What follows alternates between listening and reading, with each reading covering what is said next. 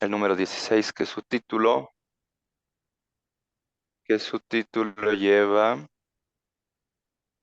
uy, dice, mostrarnos nuestra forma pecaminosa de pensar. Ese es algo que nuestro Dios va a hacer y el autor hoy va a presentarnos. El resumen, perdón, vamos a orar antes. Vamos a hacer oración. Señor mío, gracias porque usted nos da la oportunidad de poder estudiar, repasar, Señor, un poco de su palabra con un grupo de hermanos. Le agradecemos pues hasta el día de hoy usted nos ha guiado, nos ha conducido y dentro de nuestras labores, ya sean cotidianas, ya sean para nuestro sustento o nuestro estudio, también nuestras labores de compartir, Señor, el mensaje que usted nos dejó. También nos da una oportunidad de poder estudiar, de poder repasar lo que usted nos dejó en su palabra. Gracias, Señor, por este espacio, este momento que nos da. Pedimos y confiamos que su Espíritu Santo nos conducirá. En el nombre de su Hijo amado Jesús. Amén. Bueno, hermanos, Amén. Amén. como decíamos, título dice, mostrarnos nuestra forma pecaminosa de pensar. El autor inicia con la historia de un señor Goldstein. Tiene mucho odio contra los israelitas, perdón, contra los musulmanes. Va a una mezquita, dispara. em, este proceder crea caos, no mata a 30 personas, pero producto de los disparos, del caos y de muchas cosas, en total mueren 30 personas. También lo hieren a él gravemente y nos quedamos con la historia de que él tenía mucho odio, ¿no? Mucha cólera. Y si consideramos que el título es mostrarnos nuestra forma pecaminosa de pensar, entonces nosotros queremos considerar cómo consideró esta persona su proceder, cómo nosotros consideramos nuestro proceder, y en todo esto, cómo es que Dios empieza a trabajar. Bueno, el autor nos presenta muchos casos, nos enumera varios, donde nosotros decimos esto es bueno, esto es malo, y surge también esa acción que el Señor Jesús sanciona, como es el juzgar. Entonces, el Señor Jesús en Mateo 7:1 sentencia, ¿no? Y dice, no juzguéis para que no seáis juzgados. El autor también menciona esto. Y es muy importante que nosotros consideremos esto durante todo este proceso de este capítulo. Entonces, el autor, después de presentarnos, bueno, muchos casos, nos hace recordar la función, la importancia del Señor Jesús.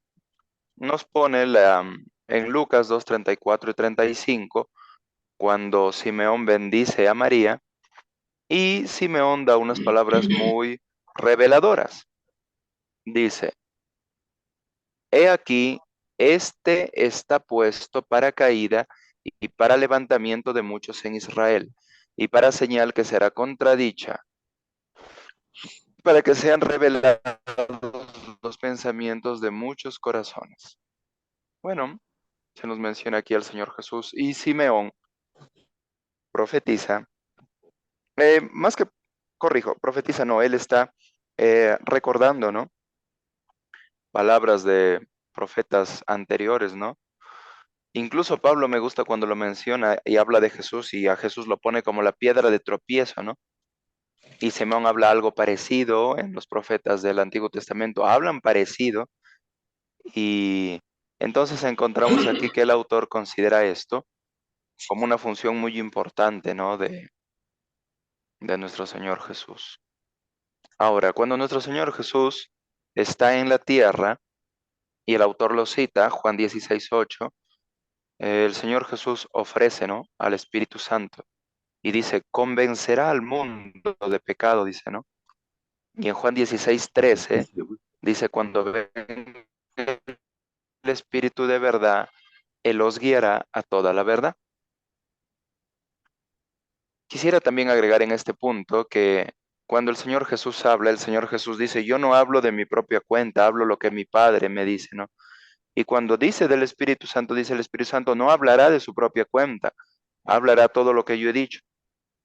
Y si sabemos que lo que Él ha dicho es lo que el Padre ha dicho, entonces hay una unidad muy interesante, ¿no?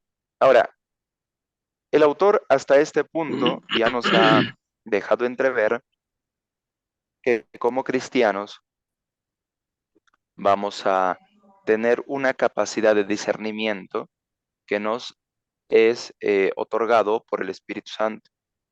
También, si hemos analizado los casos que el autor enumera, vemos que no es algo, ¿cómo decirlo?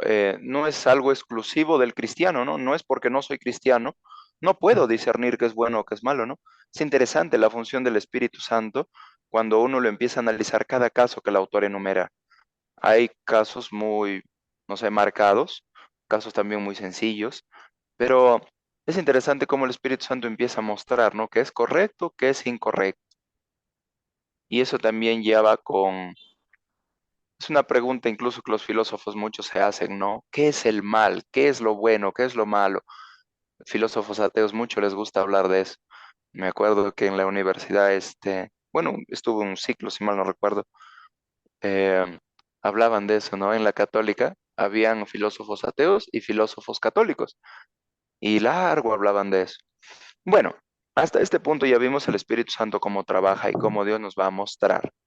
Ahora, el autor hace también énfasis en algo muy interesante. Dice que no debemos permitir que se nos diga que no debemos esforzarnos para hacer cambios. Entonces el autor hasta este momento, hasta en el avanzar del estudio, ¿no? De este libro, del dragón que llevamos dentro, nos va indicando que el trabajo que hace Dios en nosotros va más allá de solo mostrar qué es lo incorrecto.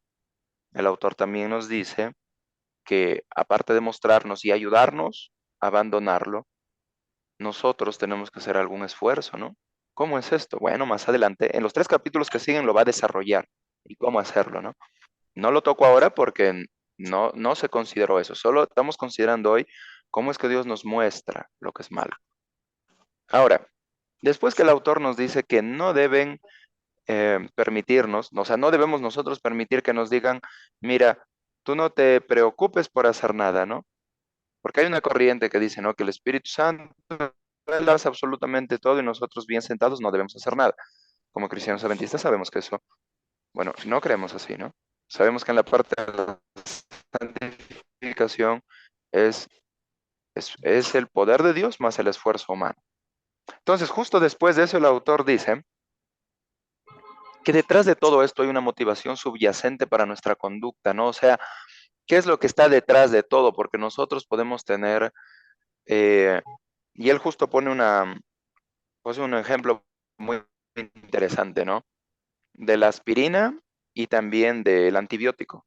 Hay situaciones donde una aspirina te quita el dolor, te quita los síntomas, pero el problema está ahí. Entonces, ahí necesitas ya un antibiótico, ¿no? Entonces, nosotros queremos ver, y el autor quiere mostrar eso también, que hay algo detrás de todo lo que es nuestro proceder. Y qué más que Salmo 51:5, ¿no? Donde habla, donde habla que esa motivación subyacente para nuestra conducta pecaminosa es nuestra naturaleza humana pecaminosa, ¿no? Y el autor cita Mateo 7:20 al 23. Y nuestro Señor Jesús ahí comenta, ¿no? Lo que sale del hombre es lo que contamina, no lo que ingresa, ¿no? Entonces nosotros, y bueno, el mundo, nuestros hermanos evangélicos, incluso me ha llamado la atención porque antes, por ejemplo, el evangélico no comía cerdo. Bueno, de los que yo he conocido, de las iglesias que he conocido, pero, por ejemplo, bueno, no quiero citar qué iglesias evangélicas, pero ahora, y hace no mucho, antes de venir aquí a Retamas, vi que en sus, porque ellos terminan su culto, ¿no? y a eso de la una, por ahí empiezan a vender alimentos. Y los vi vendiendo cerdo, chancho, pero nunca antes habían comido ellos chancho porque aceptaban. Pero me ha llamado la atención cómo ahora ya lo comen y lo venden. Entonces, bueno, y justo aplican esto, ¿no? Dicen, pero es que no contamina lo que entra, ¿no? O lo que haces, sino lo que sale. Eso también me hace pensar cuán terrible es, am, ¿cómo podríamos decirlo? Cuán terrible es que empezamos a distorsionar lo que es el mensaje que Dios deja, ¿no? Podemos sí ser cristianos, sí, pero cristianos distorsionados o cristianos falsificados, ¿no? No estoy atacando a personas en general, estoy atacando la forma, el pensamiento, así como no atacamos a un católico, sino atacamos al sistema de creencias católico, ya a eso ataco, ¿no? O a eso llamo la atención, a lo peligroso que es ser un cristiano que distorsiona la verdad, ¿no? Y obviamente el Espíritu Santo ha intentado que este cristiano llegue a toda la verdad, pero algo pasó en el camino y no llegó. En lo que el autor presenta es similar. Algo pasa con el cristiano y el cristiano va a discernir entre lo que es malo y lo que es bueno, o también no.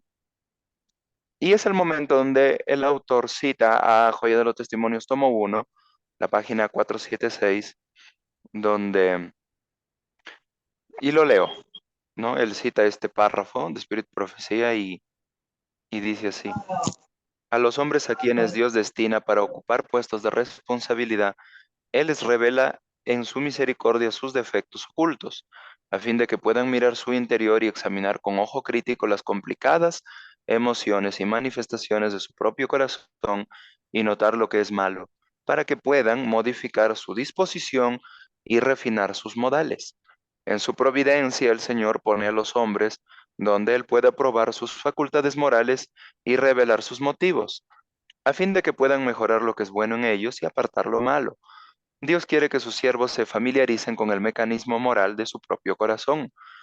Y esto es interesante porque no todos tenemos la tendencia al mal de la misma manera. La tendencia al mal que heredamos, no el pecado de Adán, no, sino la tendencia a hacer lo malo, es muy distinto. Las debilidades son distintas de unos a otros, ¿no? Ahí es donde el autor habla ahora sí de las motivaciones. Lo que hace unos momentos él llamó como esa motivación subyacente, empieza él a considerar, bueno, él llega a considerar tres, ¿no? Pero él quiere ver el lado bueno de estas tres situaciones: la vergüenza, el temor y la ira. Aquí voy a ser muy breve y de la vergüenza toma el ejemplo de Adán y Eva, ¿no? Y Adán, cuando Dios le pregunta, ¿no? ¿Y qué pasó a Adán, no? Y siempre Dios buscando al ser humano, ¿no? Más bien el ser humano huye, corre, se esconde, ¿no? ¿Qué pasó? Y Adán contesta: "No, es que tuve vergüenza", dice. ¿Y quién pues te enseñó que has hecho algo malo?" Dice. Y me imagino a Adán, ¿no? En ese momento pensando, y verdad, pues no. ¿Y por qué? Pues entonces yo antes no había tenido no sé, sentimiento, sensación, ¿no? Y entonces empieza a ver esto, ¿no? Pero es bueno porque nos ayuda a darnos cuenta que algo está mal. Pone también el ejemplo de un esposo, ¿no? Que de repente está viendo a una dama y tiene vergüenza, ¿no? Que de repente le pueden dar una cachetada, un golpe, ¿no? Por estar faltando, ¿no? Por estar mirando a una dama siendo casado. También pone el lado del temor. Podemos considerar a muchos casos de esto en la Biblia. Y finaliza, bueno, por el temor, por citar un ejemplo, ¿no? A Elías, ¿no? Elías en algún momento tuvo temor y, y fue para bien, ¿no? Encontramos nosotros como muchas veces dice en la Biblia, ¿no? Como- a ver, ¿cómo es la cita? Dice, el, el temor de Dios, bueno, no recuerdo la cita, pero habla de que es bueno, ¿no? Pero lo relaciona con el respeto. Y termina con la ira. Y en la ira sí cita bastantes versículos donde hablan que hay una ira santa, ¿no?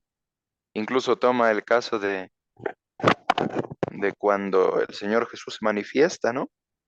Incluso la hermana Elena, hay unos párrafos ahí que citan cuando la ira es buena. Entonces, claro, ahí se puede hacer una diferencia de qué es la ira de, no sé, de que es producto de la cólera, del sin razón, o la ira de entender que algo está mal y manifestarse mostrar lo que es incorrecto, ¿no? El mismo Señor Jesús lo hizo. La hermana Elena incluso, les comento rapidito, cuenta un caso, ¿no? Dice que en la iglesia estaban haciendo el culto, ¿no? Y antes de que haya el sermón hay una oración.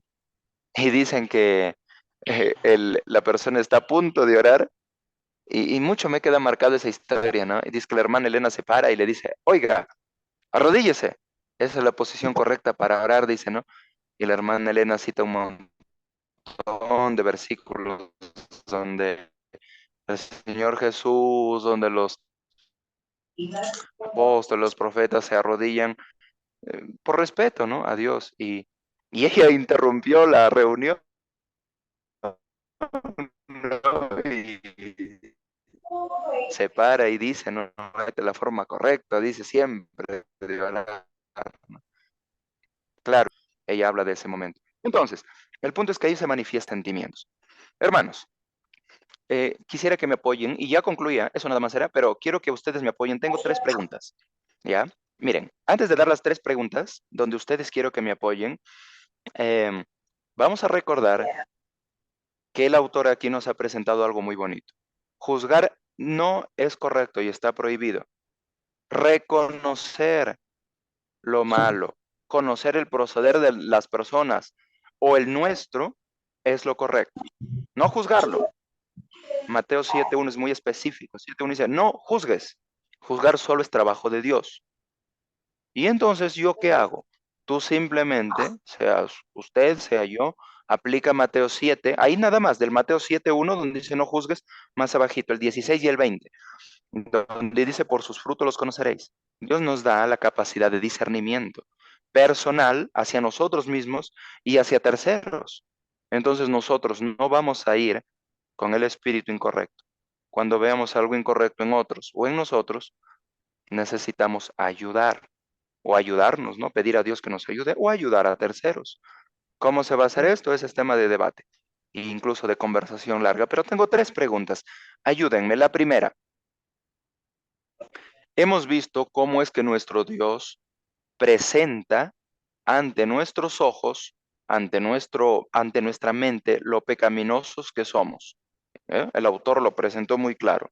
Mi primera pregunta es, si yo entiendo en mi proceder personal o en terceros que algo va mal, ¿cómo y cuándo yo debo hablarle de esto? Repito, hemos visto aquí que nuestro Dios nos va a presentar a nosotros mismos o en terceros algo que va mal. Y si yo veo que mi hermano se está yendo, no sea un precipicio, o sea, no soy malo de callarme y dejarlo que se caiga, ¿no? Voy a correr y ayudarle. Y la pregunta es entonces, ¿cómo y cuándo yo debo acercarme y hablar de qué es el proceder si no son obras, ¿no? Entonces, ¿cómo y cuándo, hermanos? Primera pregunta, ayúdenme ustedes.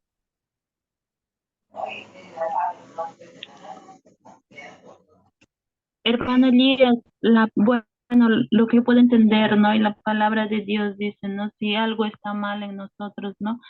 O en alguien y nosotros, pues, vemos, ¿no? Esto, entonces, nosotros tenemos que amonestarnos, dice, con amor y a solas, ¿no? No en público, no lo vamos a avergonzar, ¿no? Porque si esa persona hizo algo y nosotros nos damos cuenta, entonces ponernos en su lugar de esa persona y como quisiéramos que a nosotros también nos hagan ver nuestro error, ¿no? Porque es bueno y es de hermanos decirnos, no, mira, hermanita, en esto no debe ser así, ¿no? Es bonito cuando nos dicen, ¿no? Yo digo, no, a mí me gusta que me reprendan, pues, pero con amor, ¿no? Obviamente, para que no me lastimen, ¿no? Y de esa manera debemos de hacer con los demás también, como lo haría Jesús, ¿no? Amén. Amén. Muchas gracias, hermana. Miren, nuestra hermana sintetizó algo que todos sabemos que, pero es bueno recordarlo, ¿no? De siempre va a ser con amor, siempre va a ser con el espíritu de construir, de ayudar, de redimir. Obviamente no somos redimir en el sentido católico, no redimir, sino de ver el error y ayudar. Entonces, Eso es algo muy distinto a lo de Mateo 7:1, que señala las faltas, pero no con el espíritu de redimir, sino de destruir. Qué lindo, ¿no? Entonces, este proceder tenemos que recordarlo. Ahora, paréntesis pequeño para una excepción. Nuestro Señor Jesús en algún momento y delante de mucha gente, a los líderes judíos les dijo, este, hipócritas, ¿no? Hipócritas les dijo, ustedes son sepulcros blanqueados. En otro lugar les dijo, vosotros sois hijos de vuestro padre el diablo, porque él es asesino desde el principio y ustedes hacen sus mismas obras. En otro momento les dijo, por ejemplo, Juan el Bautista, ¿no? ¿Se acuerdan cuando venían los fariseos cuando él bautizaba y Juan el Bautista les dice, víboras, ¿no? Generación de víboras, ¿quién os enseñó a huir de la ira venidera? Y Pablo también, mira, ya vimos de Jesús, ya vimos de Pablo, también, perdón, de Juan el Bautista y Pablo, ¿no? Pablo dice, si dos, tres veces no ha hecho caso, pónganlo delante de todos, repréndanlo para que sirva de lección. ¿Por qué menciono estos casos? Menciono por lo siguiente, hermanos, miren, muchas veces se ha citado estos ejemplos y hay personas que yo he visto, por eso lo menciono, donde han usado estas excepciones para usarlos como regla. Y a veces se ha hecho muy contrato muy duro y ahí se ha hecho daño. Sé que aquí, y espero que no haya pasado eso, pero he visto que usan estas excepciones, que sí, se van a dar en algún momento, pero son excepciones. Y una excepción no es la regla, una excepción es algo que pasa, no sé, eventualmente, rarísimamente, ¿no? No sé, me pongo a ver en un ejemplo, de repente pasa algo y bueno, cabe el momento, ¿no? Y hay que hacer algo, pero son excepciones. Entonces, hermanos, siempre recordar lo que nuestra hermana dijo. Esa es la forma, esa es la manera, ¿no? Y no usar la excepción para hacerlo regla. Listo. Segunda pregunta. Cuando yo necesito ayudar a mi hermano, la pregunta es porque les va a pasar, ¿en qué aspectos debo ayudar y en qué aspectos no debo ayudar? ¿Hay aspectos en que no debo? Por favor, esa es la pregunta. Ayúdenme ahora sí con su respuesta.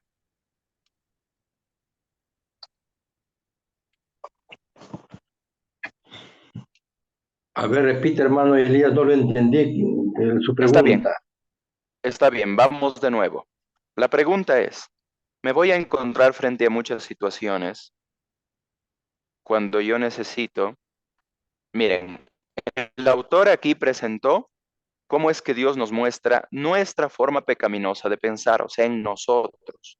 Entonces yo esto estoy poniéndolo en algo que se ve muy cotidianamente, donde nos muestra la forma también de actuar incorrecta, aparte de nosotros, sino también la de terceros. Entonces, como esto es tan cotidiano y tanto se hace, mi pregunta es, ¿frente a qué casos y qué situaciones yo debo hablar o frente a qué casos y qué situaciones yo mejor debo callar de terceros, ¿no? De algo que veo, de algo que sé? Esa es la pregunta.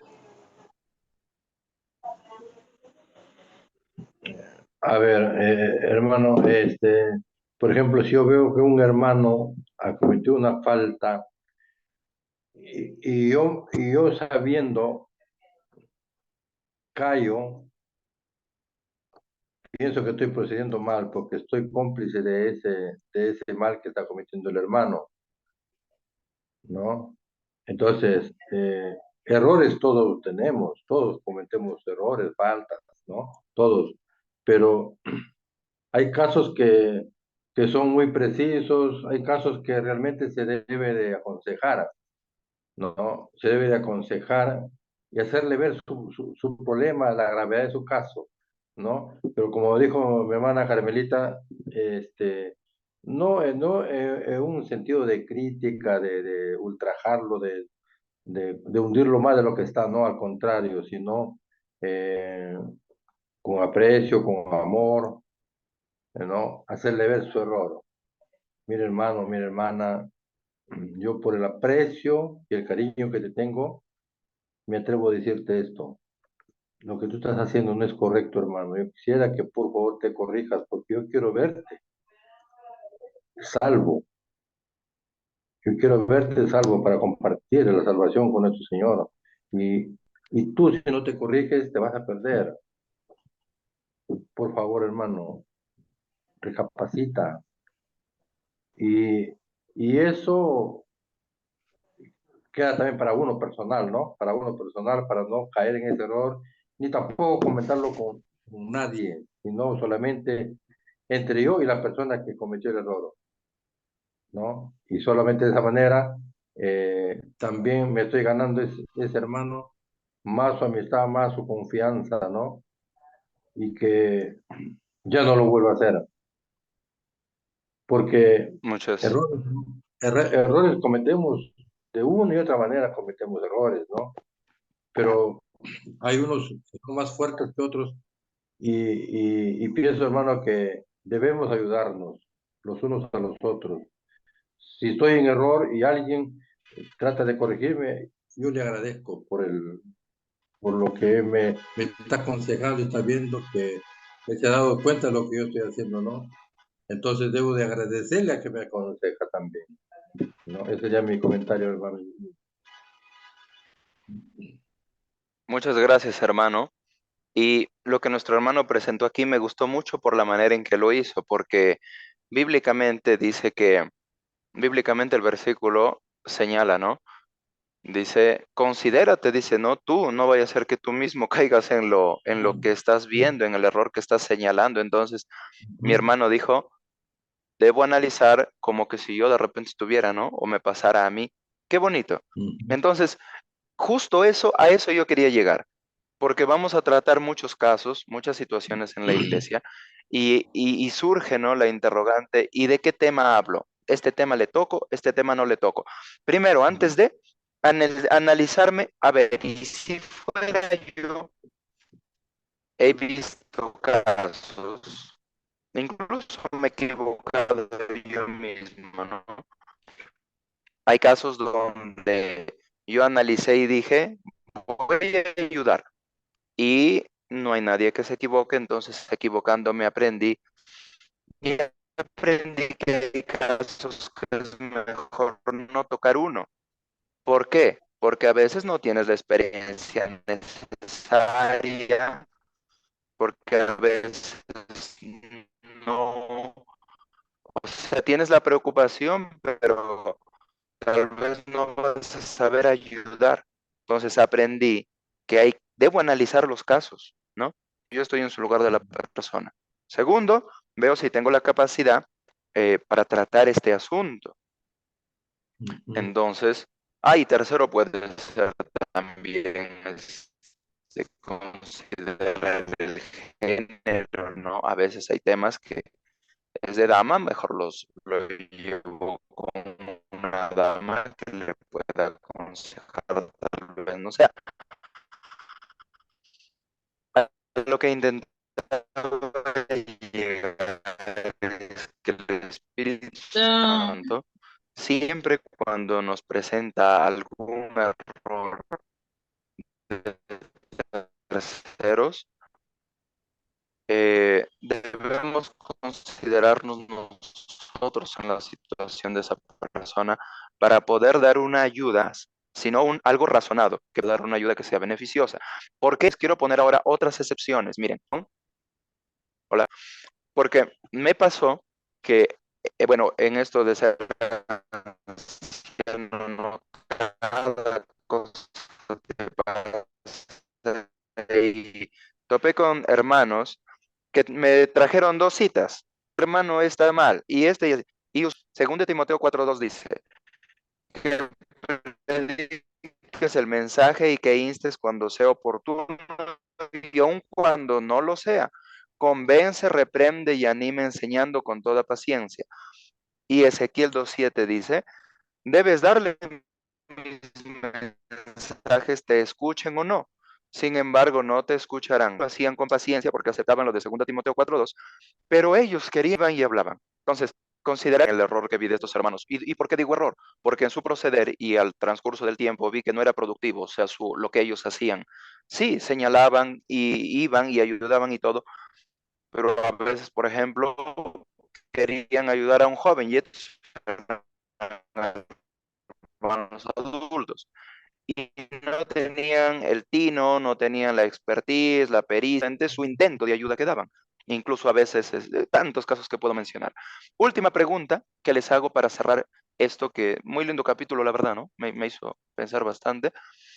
Y esta última pregunta es, porque aquí el autor empieza a señalar lo que nosotros, o perdón, lo que el Espíritu Santo nos va a señalar que es correcto y que es incorrecto. Y nosotros sabemos que el Espíritu Santo nunca se va a basar en mi parecer, ¿no? Ah, no, es que me parece que es malo, es que no. En el caminar del cristiano, cuando conoció este libro llamado Biblia, empieza a estudiarlo. Y el Espíritu Santo siempre va a trabajar según el escrito está. Y la pregunta ahora es esta, última pregunta. Y todo tipo de acciones, ¿no? Que ir sábado a la iglesia, que cuidar a los padres, que dar una ofrenda, un diezmo y etcétera, ¿no? Bautismo y tantas obras que hay, dar estudio bíblico. La pregunta es, para concluir, ¿son malas las obras de la ley o es malo confiar en las obras de la ley? Esa es mi última pregunta, hermanos. Repito la pregunta. ¿Son malas las obras de la ley o es malo confiar en las obras de la ley? Mm, creo que ahí es la segunda, ¿no? Confiar, Muchas gracias porque muchas gracias, Carolina. Y sí, entonces era una pregunta, ¿cómo se dice? Una pregunta, mantequilla. Es facilita esa, ¿no? Nosotros sabemos, hermanos, que sencillo. las obras de la, sí, pues, que las obras de la fe son las de nuestro Señor Jesús, que se ponen a nuestra cuenta, ¿no? Esa es la parte de la santificación. Obras de la fe. ¿Por qué? Porque nunca las hice yo. Son las obras que se ponen a mi cuenta porque yo lo creí, ¿no? Yo creo en Jesús. Son obras de la fe. Obras que se ponen a mi cuenta que yo hice, pero nunca las hice yo, sino que se cuentan como que las hice solo porque lo creí. ¿Y cuáles son las obras de la ley? Pues bueno, eso es en la justificación. Eso es las obras que el Espíritu Santo va a hacer en mí. ¿Me santifican? No. Perdón, ¿me justifican las obras de la ley? No. Simplemente me ayudan a mostrar que mi fe es verdadera. Mis hermanos, muchas gracias por haberme escuchado. Tal vez por ahí en algo me confundí, me entreveré. Mi resumen yo lo suelo hacer aquí en un Word y a veces alguna cosa, si equivoqué, discúlpenme, y si algo por ahí me pueden hacer saber, yo encantado. Me encantó este capítulo, cómo es que nuestro Dios nos va a presentar primero a nosotros lo que somos. Y toqué mucho el escenario de terceros, porque básicamente es lo que más abunda en la iglesia, ¿no? Este acto de querer juzgar antes que ayudar, ¿no? Bueno, Carolina, gracias. Perfecto, Elías. Has corrido. Interesante, está Lo interesante, has hermano. hecho bastante rápido. Me gustó bastante tu resumen, hasta todos los puntos principales. Algo que el autor se encarga de recalcar en cada capítulo, bueno, en los capítulos que siguen va a recalcar mucho, es de que el libro no es, es una ayuda que él brinda, porque él ha llevado terapia ya en grupo, en grupos de apoyo, ¿no? Para poder él también sanar, ¿no? Muchas heridas emocionales que tenía y que ni cuentas se daba de que tenía, ¿no? Y que gracias a eso él dice, lo voy a compartir porque creo que el método, ¿no? de los 12 pasos tiene bastante contenido cristiano, que yo encuentro fundamento bíblico, ¿no? Él ha colocado ese fundamento, ¿no? Y cómo la gente puede comenzar una nueva vida, cómo la gente puede vencer esos traumas, ¿no? Pero él recalca algo muy importante en el libro, es que yo no soy terapeuta, ¿no? Yo no soy experto en este tema, ¿no? Y entonces en la lista de pecados que él coloca, ¿no? De bulimia, anorexia, de trastornos obsesivos compulsivos que la gente llega a tener, dice, este libro no te va a curar si tienes que ir con un profesional, ¿no? Y eso creo que se debe quedar claro porque todas las cosas que él va a recomendar, ¿no? De ahora en adelante, las podemos hacer y de hecho nos van a ayudar, pero no todos tenemos el mismo tipo de trastorno, ¿no? No todos tenemos ese mismo tipo de enfermedad, ¿no? Porque si hay algo cierto es de que no hay nadie que se salve, en el sentido de decir, oye, este está sano mentalmente. No, todos guardamos heridas que ahí están, sí, ahí están, no nos engañemos, ¿no? Hay gente que dice, no, yo estoy sano, no, el mejor psicólogo de la época pasada, que era el látigo de mi padre, y ya el látigo me curaba, ¿no? Siempre escucho gente que habla así, ¿no? Y luego estas personas son muy ansiosas o son muy agresivas en su forma de expresarse, ¿no? Entonces, y no es así, ¿no? Todos guardamos esas heridas ahí y a futuro nos generan vergüenza, nos generan ira, nos generan, ¿cuál era la otra emoción? Vergüenza, Ah, ira ya, y... es vergüenza, temor e ira. Ajá, ya, entonces él dice, Temor, si vergüenza, todas estas... temor y la ira. Sí, esas emociones, dice, en su rango normal no pasa nada. Tú estás tranquilo porque es necesario que tengas esas emociones. O sea, no serías ser humano si no tienes esas emociones, ¿no? Así de simple. Pero cuando esas emociones no tienen un porqué definido y siguen ahí constantemente dando vueltas y se exacerban, crecen, ¿no? Hay algo malo ahí, ¿no? Tienes que tú preguntarte por qué es que estoy teniendo vergüenza, por qué es que estoy teniendo ira, por qué. ¿No? Y en hallar ese por qué está la cura, ¿no? En hallar, en entender por qué, ¿no? Entonces, una de las razones que él da es que traemos esas emociones así todas distorsionadas desde el Edén, ¿no? Desde que tuvimos vergüenza, desde que huimos de Dios, ¿no? Desde que nos alejamos de Dios, traemos ahí como que esa tendencia a tener esas emociones así distorsionadas, ¿no? Pero él dice, tenemos que averiguar por qué, ¿no? Y ahí en el ejemplo que el autor ha dado, ¿no? Él habla bastante sobre cómo es que nosotros nos justificamos, ¿no? Los asesinos van a decir, yo estoy defendiendo, ¿no? Estoy defendiendo a mi país, estoy defendiendo tal cosa, o sea, tenemos una justificación en la cabeza siempre para dar, ¿no? Entonces, esa justificación de alguna forma nos hace creer a nosotros mismos o acalla nuestra conciencia, ¿no? Y tenemos que tener cuidado de que esas justificaciones no nos estén dejando ver cuáles son realmente los problemas que nos aquejan. Ese es el problema, ¿no? O sea que cuando Jesús les decía a los líderes religiosos, ¿no? Hipócritas, sepulcros blanqueados, era porque de alguna forma u otra el pecado de ellos, decía, era peor en el sentido de que ellos estaban ciegos espiritualmente, no lograban ver su pecado.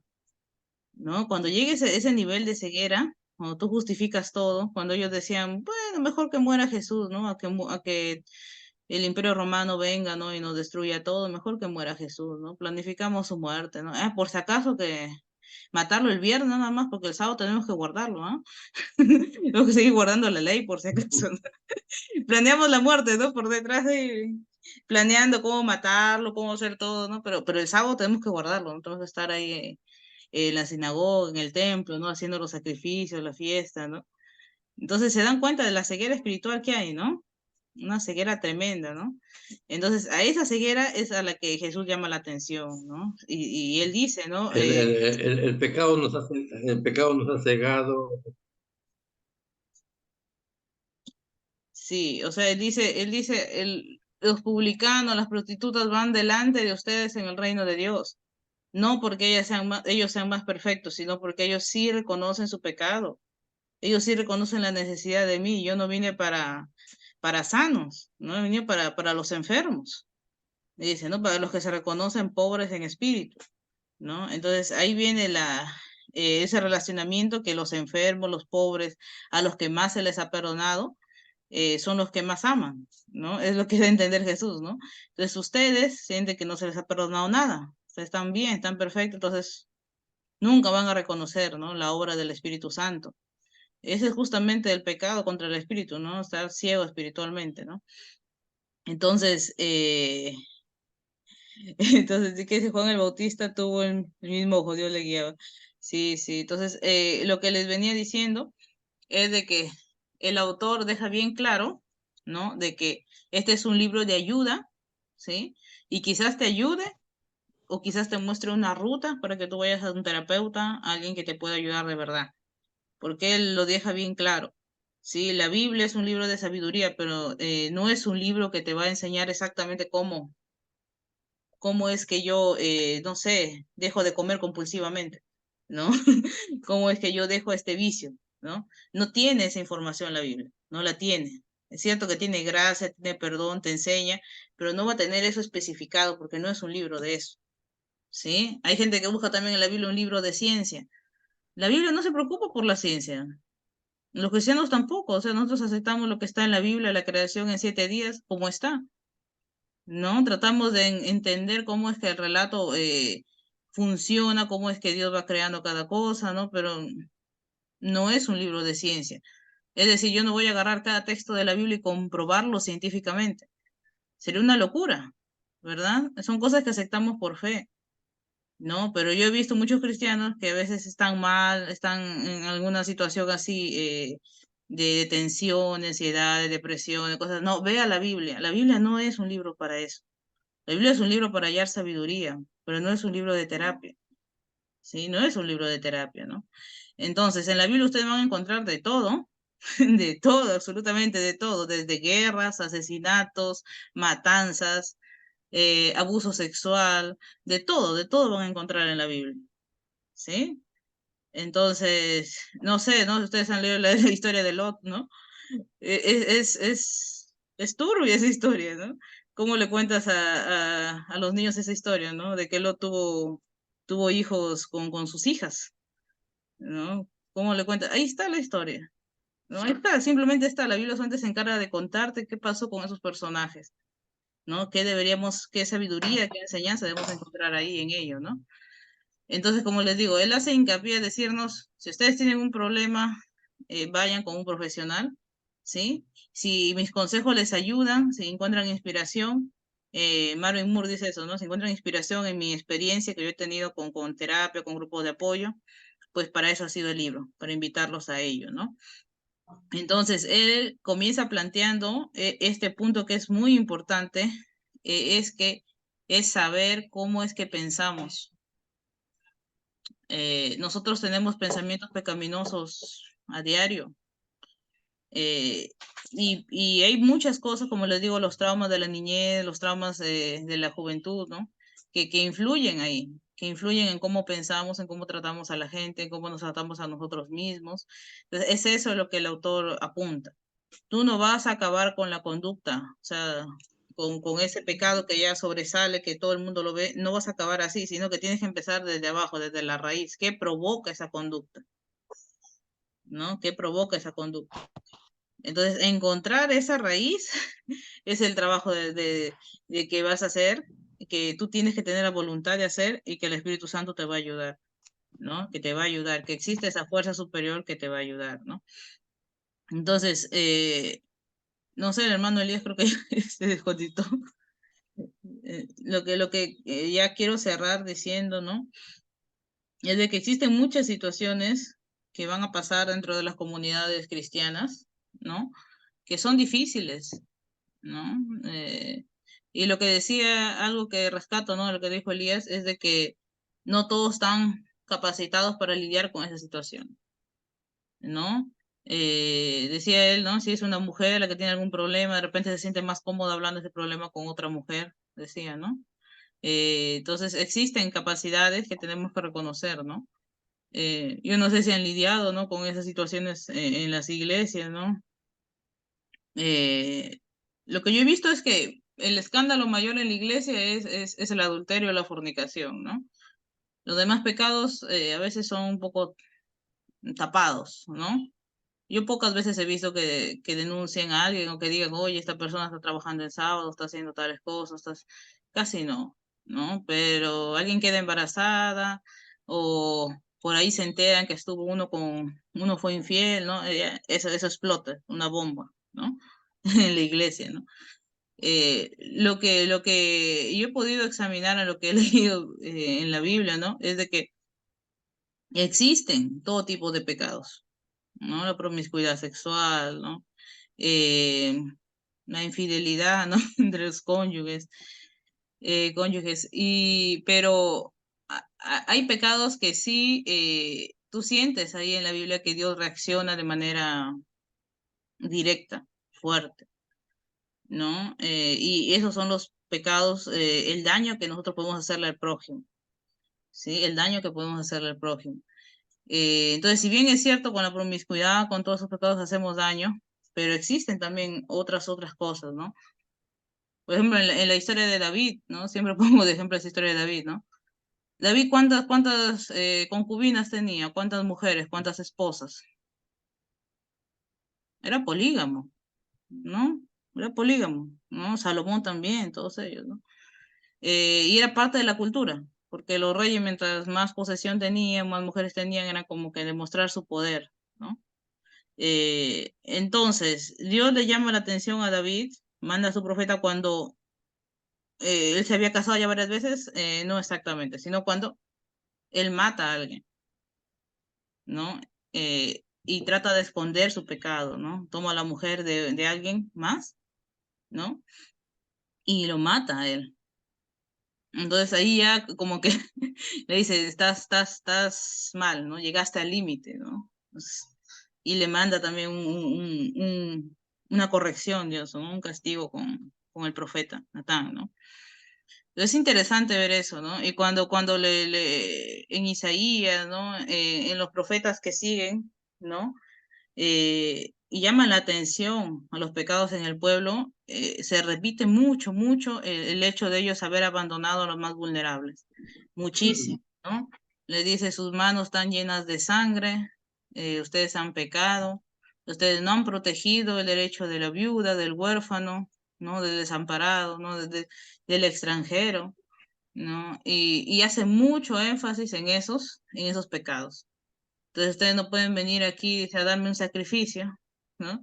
Si ustedes no han atendido, ¿no? A los más vulnerables. Es muy interesante verlo así, ¿no? ¿Por qué? Porque, como les digo, ¿no? No es que a Dios no le importen los otros pecados de otro índole, sino que existe esa indignación que recorre a través de la Biblia, ¿no? Y que por las que Dios sí se manifiesta, ¿no?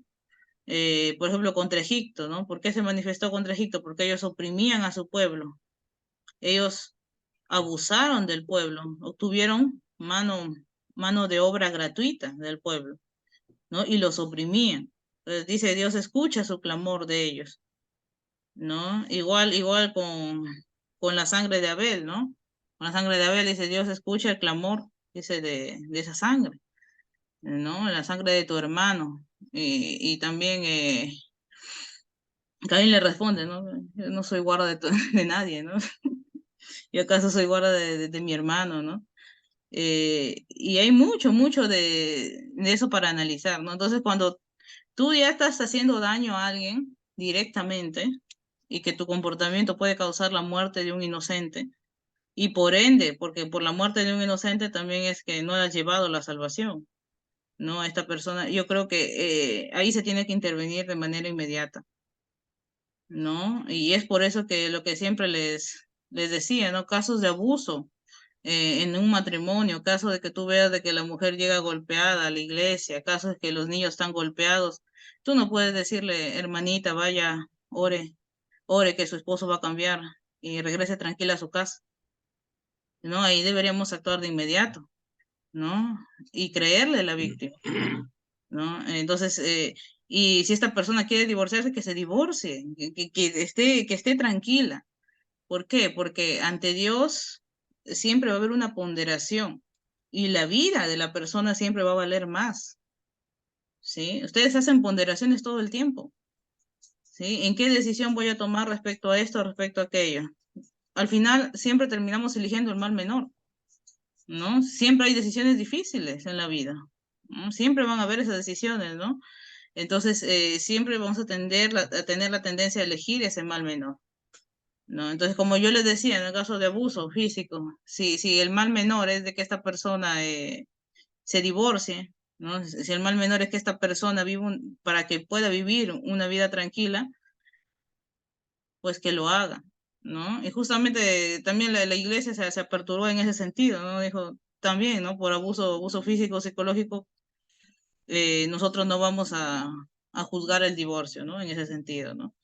Entonces, vuelvo y repito, en nuestra conciencia, ya ahora ya cristianizada, pasada por tradiciones, ¿no?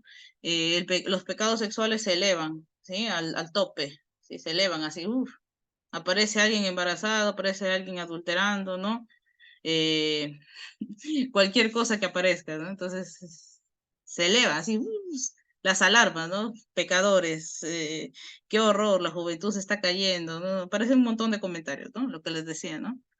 Pero dentro de la iglesia pueden estar habiendo sistemas también de opresión, de discriminación, ¿no? De abuso de mi prójimo, ¿no?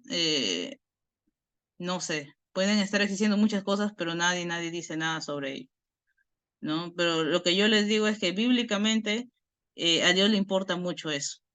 A Dios le importa mucho que nos tratemos por iguales, a Dios le importa mucho que no veamos nacionalidades, ¿no? Porque todos provenimos de Él, ¿sí? No, no tienes por qué discriminar al extranjero, ¿no? Entonces, Dios le importa mucho que seamos justos en los pagos, ¿no? Si tienes una empresa y estás pagando a alguien, le importa que tenga un pago justo con esas personas, ¿no? Le importa que tú seas justo, ¿no? En tu vida, ¿no? Y bueno, de todos los pecados, como les decía, va a haber un consejo acá, el autor va a dejar un consejo, va a dejar una recomendación, pero vuelvo y repito, esto no es salvación por obras, ¿sí? Lo que dijo nuestro hermano Elías. Ahorita Elías, para que Ale está con su mano levantada. Vuelvo y repito, no es salvación por obra lo que estamos viendo acá, sino que hay cosas que a nosotros nos hacen daño y que tenemos que dejar. Así de simple, ¿no? Hay cosas que nos hacen daño, ¿no? Y muchas personas lo callamos porque son temas a veces tabú dentro de la iglesia, ¿no? Y como le decía el autor, ¿no? En la iglesia no se habla casi de fracasos, sino solo de victorias. Y da vergüenza hablar de ello, ¿no? Entonces lo que tratamos de hacer aquí es estudiar lo más que se puede el tema, tratar de llegar a algunas conclusiones y luego, ¿no? Pedir esa ayuda, ¿no? Que el Espíritu Santo nos está dando y también pedir esa ayuda profesional de ser el caso, ¿no? Que necesitemos, ¿no? Entonces, no es de que si yo me vuelvo perfecto ya dejé este pecado, ya llegué a la perfección, me voy a salvar. La salvación ya está asegurada. ¿Sí? La salvación es solo por fe y por relacionamiento con Cristo. ¿Sí? Pero en ese relacionamiento nosotros necesitamos estar saludables espiritualmente. No, muchas de nuestros trastornos obsesivos nos van a hacer daño a la larga, ¿no? Entonces, Elías, a ver, tu última conclusión para ya terminar. ¿Querías hablar, Elías? Ah, sí, gracias. Justo cuando hablabas acerca del pueblo judío, ¿no? Y justo hablaste de cómo era su proceder, ¿no? Y su prioridad en cuanto a los pecados. En Mateo 22 encontramos cómo es que a Jesús hay tentación tras tentación de los líderes, ¿no? Mandan a personas que le pregunten de una cosa, van a otros que le pregunten de otra cosa. Al último vuelta, ya no van ellos, ahora mandan a un intérprete de la ley, ¿no? Un escriba, para que le pregunten cuáles, dice, no, es el mayor de los mandamientos, querían saber ellos, no estaban preocupados. Para el pueblo judío, para los líderes saduceos y fariseos, y que, valga la redundancia, la gran mayoría no era guiada por Dios ni por el Espíritu Santo, Dios no estaba en su corazón, raras excepciones, pues bueno, Nicodemo, José de Arimatea, ¿no? Pero ellos daban prioridad a los cuatro primeros.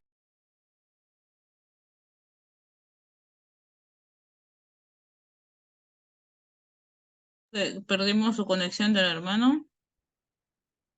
A ver, ¿quién me faltó comentar aquí? Nuestra hermana Isabel, que ya se conectó. Hermana, ¿cómo está? ¿Está aquí con Buenas nosotros? noches a todos. Disculpen la demora. He venido de otro lugar, he estado en el valle, entonces he llegado muy, pero así ingresado porque interesante el tema. Ya, bueno, no he podido escuchar a Elías, pero lo que estás resumiendo prácticamente, Marilabra, es muy interesante. Y está todo lo correcto lo que dices, ¿no? Y bueno, dejo el tiempo con ustedes Elia, porque Elia se pero sí, desconectó. Hable, hermana. ¿Ha leído este capítulo o no ha podido leerlo? no he podido leerlo, pero Ya. veo en algo, ¿no? Sobre los pecados, ¿no? Pero para Dios los pecados son iguales el grande o el chiquito, es pecado. Todo es pecado, sino como tú dices, hay pecados que son, que hieren al prójimo, hacen daño, ¿no? Y hay otros pecados, por ejemplo, que pueden, un caso de mentiras blancas, como le dicen, ¿no? Unas mentirillas, que no perjudica de repente a nadie, pero también mentir es pecado, ¿no? Mentir en sí todo es Claro, pecado. mire, respecto a eso, ¿no? Lo que venía diciendo usted, hermana, es el punto al que quería llegar, ¿no? Es de que Ujú. al final en este mundo vamos a tener que decidir, ¿no? Y a veces decidimos por el mal menor, ¿no? Eso es lo que quería decirle, ¿no? Es Entonces, mire, cierto. por ejemplo, eso de mentir, ¿no? En la historia de Egipto, ¿no? Cuando el faraón manda matar a los niños, ¿no? A los bebés, ¿no? Entonces, dice que las parteras, ¿no? Las que iban a ayudar, las mujeres hebreas a dar a luz, ellas le mienten al faraón, Ujú, sí. ¿no? Le mienten, dice, ellas son muy fuertes, ellas como que caminando dan a luz, ¿no? Nosotros llegamos y ya no pudimos agarrar al niño, ¿no? No pudimos hacer nada, ¿no? Pero ellas mienten con un propósito, ¿no? De salvar a esos Cierto, niños, porque ellos cierto. trayendo a los niños al mundo, imagínense, ¿no? Toda su vida trayendo a bebés al mundo y que ¿para qué lo traigo con tanto esfuerzo? Para que lo maten los, los los del Egipcios, ejército, ¿no? ¿no? O sea, es terrible, o sea, y ellas siendo egipcias, no siendo del pueblo, ¿no? Sienten compasión, ¿no? Y dicen, no, no vamos a permitir eso, ¿no? Y dice que Dios aprueba esa conducta, ¿no? Dice, está bien, ¿no? Las bendice, ¿no? De alguna forma las protege a las parteras, ¿no? Por Eh, ejemplo, de Marilaura de ellas mentir, mienten. si alguien, por ejemplo, que tiene cáncer, ¿no? A veces no le dicen la verdad, ¿no? Ellos dicen, dígame qué tengo, y como dice, porque no se ve afectada mal, le mienten, dicen, o sea, que no tiene otra enfermedad, pero no realmente cáncer. Se he visto casos así. Entonces, hay mentiras así que, o sea, no causan daño, sino es como un propósito, Claro. un fin. O sea, la regla sería que nunca mintamos, que siempre seamos honestos. Es verdad, claro. Pero, como les digo, existen momentos en los que pues vamos a tener que mentir, ¿no? Es así, ¿no? Sí, Entonces, y no cierto. es que estemos aprobando esa conducta, sino que son las circunstancias, ¿no? Entonces, como yo les Pero mencioné, claro, sin que dañe a otros, ¿no? Como hay otra mentira, la traición, el engaño, la claro, infidelidad, por ejemplo, en levantar falso testimonio, ¿no? En el mandamiento, testimonio, es calumnias, para que tú acuses a alguien para que lo lleven a juicio, ¿no? cierto. Y muy probablemente en esos tiempos no había mucha cárcel, que digamos, ¿no? Había muerte, ¿no? La pena máxima muerte, ya, no te apedreaban. Entonces es Cierto. algo grave que tú estés ahí inventando cosas, ¿no? De la gente, porque tu palabra va a pesar en un juicio, ¿no? Mm, Entonces, en ese sentido, ¿no? Y hay muchas situaciones así, ¿no? Cuando Jesús habla de eso, ¿no? Dice, ustedes son hipócritas, ¿no? Porque en sábado no dejarían que su animal muera. ujú. Entonces, rompes la ley por causa de salvar a alguien, ¿no? Y los sacerdotes, dicen, en el templo también rompen la ley, están trabajando en sábado, ¿no? Están trabajando, sea como se están trabajando, ¿no?